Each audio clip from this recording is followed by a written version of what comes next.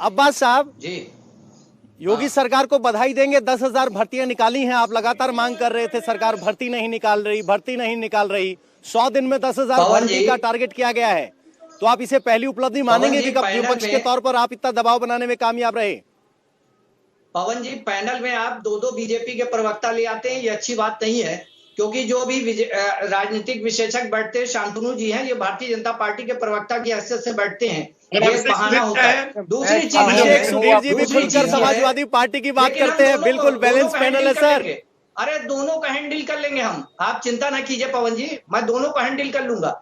देखिए ये 10,000 की बात कर रहे हैं। सरकारी पद जो है वो आप देखिए कि 11 लाख पद खाली हैं, 11 लाख पद खाली हैं और शिक्षकों की भर्ती के लिए 2,62,000 पद खाली हैं। किसी पद पे भर्ती तो करे। 5 साल से हम लोग सुन रहे हैं ये आईटी सेक्टर की जो बात कही गई है, बहुत अच्छी बात है कि आप नौकरी क्या, आप छुट्टा जानवरों का कुछ समाधान कर दीजिए कि जनता जो है सड़क पे कुछ ठीक से चल सके।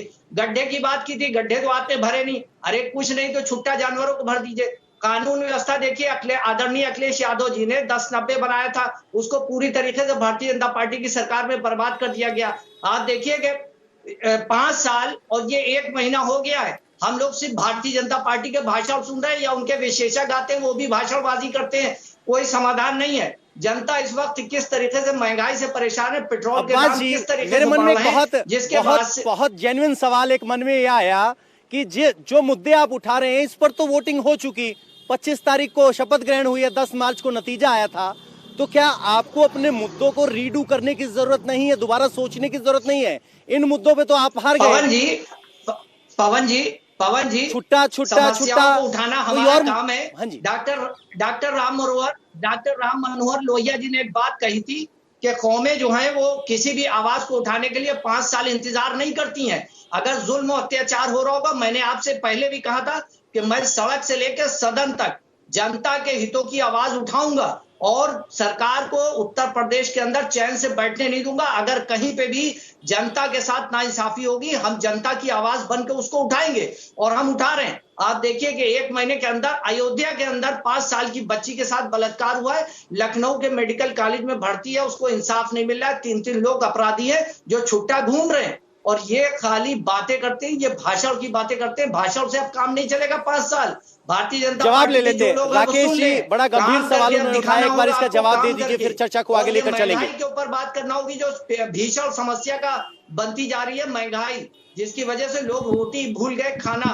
नमक और रोटी, सब्जी नहीं खरीद रहे। राकेश त्रिपाठी जवाब ले लेते सर। कितने रुपए राकेश जी बता दीजिए, लौकी कितने रुपए किलो आती है? हो सकता है कि आपके यहाँ कुछ कम में आती हो। सुन लीजिए, जवाब ले लीजिए राकेश जी से। समाजवादी पार्टी के शासनकाल में फर्रुखा बांध गई एक कायमगंज तहसील है।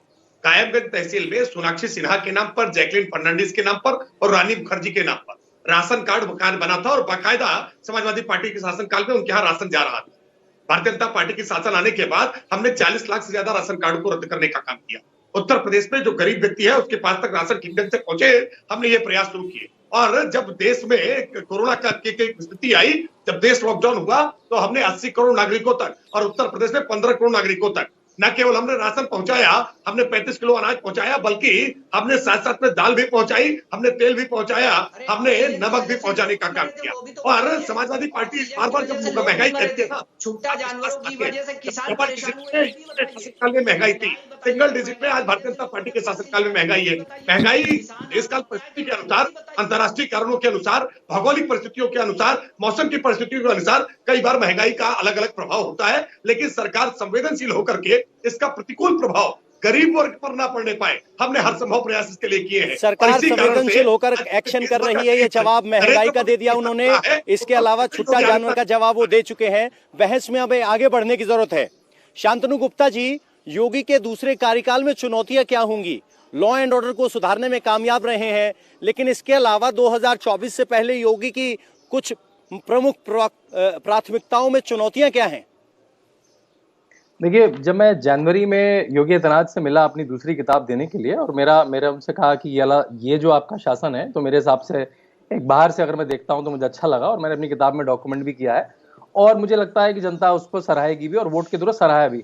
जब मैंने उनसे पूछा कि अगले कार्यकाल में आपका फोकस क्या रहेगा, तो उन्होंने जो बात बोली वो सटीक थी और मेरा टॉप पिन ट्वीट भी है। उन्होंने कहा मैं वो हर संभव काम करूंगा जिससे यूपी 1 ट्रिलियन इकोनॉमी बन पाए। और जब वो कार्यकारी मुख्यमंत्री थे, जब उन्होंने शपथ भी नहीं ली थी, तभी उसका आरएफपी मतलब request for proposal consulting agency hire करने का आ चुका था पेपर में। तो मैं सरप्राइज नहीं था। ये व्यक्ति जो अभी मुख्यमंत्री की शपथ ही नहीं लिए, चुनाव जीत चुके थे और पार्टी ने कह दिया था वो मुख्यमंत्री बनेंगे, तभी आरएफपी आ चुका था। तो उत्तर प्रदेश को कैसे प्रॉस्परस बनाया जाए, कैसे समृद्ध बनाया जाए, और जब समृद्ध होता है तो ट्रिकल डाउन इफेक्ट होता है, तो पूरा देश और पूरा प्रदेश समृद्ध होता है। तो मेरे ख्याल से 1 ट्रिलियन इकोनॉमी उनका सबसे बड़ा फोकस होगा। उसके लिए जो भी करना है, लॉ एंड ऑर्डर उसकी सबसे बड़ी व्यवस्था है। कोई भी व्यापारी ऐसी जगह अपना धंधा नहीं लगा सकता जहां उसका एम्प्लॉय, उसका पैसा सुरक्षित ना हो। तो वो उन्होंने एक हद तक ठीक कर दिया है। हर चीज में और गुंजाइश होती है। बहुत सारी पॉलिसीज है जो 80% 90% पहुंच चुकी है, उनको 100% करना है। जो हर घर जल की योजना है, जो नई योजना आई है बुंदेलखंड में काफी हो चुकी है, पूरे प्रदेश में कैसे उसको लाना है, मेरे ख्याल से ये उनकी प्राथमिकताएं होंगी 24 तक जाने से पहले। अभिषेक सुधीर जी, बीजेपी और उनके समर्थक 1 ट्रिलियन इकोनॉमी की बात कर रहे हैं, क्या यूपी के ये आपको संभव नजर आता है? हाँ, मैं राकेश जी और शांतनु जी से पूछना चाहता हूं, क्या उनको पता है यूपी का इकोनॉमी का साइज क्या है अभी रफली? शांतनु, 1 ट्रिलियन का 1/4 है। 1 ट्रिलियन का 1/4 है अभी 250 मिलियन है। 1 ट्रिलियन का आसपास ही नहीं है, 0.28 ट्रिलियन है शांतनु भाई। हाँ, 0.28 ट्रिलियन है। 240 मिलियन इकोनॉमी का आपको ट्रिपल करना है। आप कैसे ट्रिपल करेंगे इकोनॉमी को?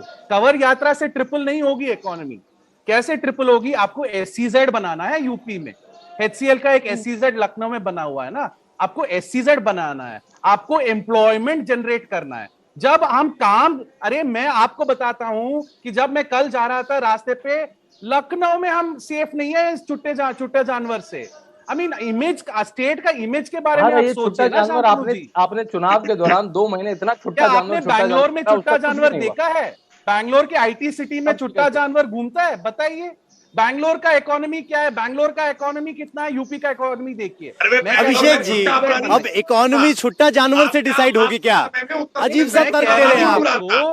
IT इंडस्ट्री का छुट्टा जानवर से क्या लेना देना? नहीं, ये सोच की बात है, ये सोच की बात है। अखिलेश जी हो, ये कहते हैं ऑस्ट्रेलिया से छुट्टा जानवर से किसानी प्रभावित हो रही है, वो समझी जा सकती है। सड़क पे एक्सीडेंट हो रहे हैं, वो समझे जा सकते हैं। IT इंडस्ट्री और छुट्टा जानवर का क्या संबंध है? मैं बताता हूं आपको, इमेज की बात है। बताइए सर, बताइए, थोड़ा हमें भी समझा दीजिए। करेंगे जब आप यूपी में आके इन्वेस्ट करेंगे, राइट, वो इमेज की बात है। यूपी को रेवेन्यू बढ़ाना है, यूपी को रेवेन्यू बढ़ाना है। कर्नाटक से जो पैसा जाता है दिल्ली, ज्यादातर यूपी जाता है, कर्नाटक वापस नहीं आता है। जब तक एक गरीब प्रदेश है यूपी, तो आप नौकरी के बारे में सोचिए, SEZ के बारे में सोचिए। ये हिंदू मुस्लिम ध्रुवीकरण की राजनीति आप करते रहेंगे तो वोट तो मिलेगी आपको। सपा को 3 करोड़ वोट मिली है और यूपी भाजपा को 4 करोड़ वोट मिली है। इतना अंतर नहीं है दोनों पार्टी में। 3 करोड़ लोग, 1 करोड़ का फर्क है। 1 करोड़ का फर्क है, इतना फर्क कैसे नहीं कह रहे हैं? अंतर है, फर्क है। सर 1/4 का अंतर हो गया, यही लोकतंत्र में मंत्र है। फर्क ही नहीं है कोई। देखिए, आप 3 करोड़ लोगों को क्या कहते हैं फिर? कि 3 करोड़ लोग अपराधी है, दंगाई है, माफियावादी है क्या 3 करोड़ लोग इस प्रदेश के? बताइए।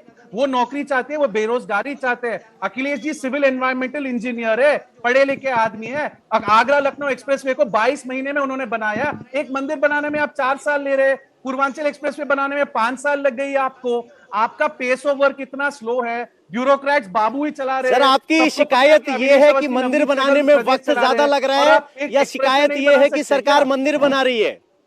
हाँ, सॉरी, नहीं सर, शिकायत ये है कि मंदिर देर से बन रहा है, या शिकायत ये है कि मंदिर बना रही है सरकार? देखिए सर, मैं मंदिर के खिलाफ नहीं हूं, मैं मस्जिद तोड़ने के खिलाफ हूं। मस्जिद तोड़ना और मंदिर बनाना में अंतर होता है। मंदिर बनाइए, पर प्लीज एक और मस्जिद मत तोड़िए। मथुरा में मस्जिद मत तोड़िए। देखिए, आपको अयोध्या में आप मंदिर बना रहे, बनाइए। कौन कह रहा है? वो सुप्रीम कोर्ट की ऑर्डर आ गई, मैं एडवोकेट हूं, कंटेम्प्ट ऑफ कोर्ट होगा, मैं कोर्ट के खिलाफ कुछ नहीं कह सकता, कुछ कहना भी नहीं चाहता। अगर आप एक्सप्रेस में 22 महीने बना सकते हैं, मंदिर क्यों नहीं बना सकते 22 महीने में? इंडिया टीवी हर वक्त हर जगह डाउनलोड करने के लिए सर्च करें India TV news Google play store या ऐप स्टोर पर।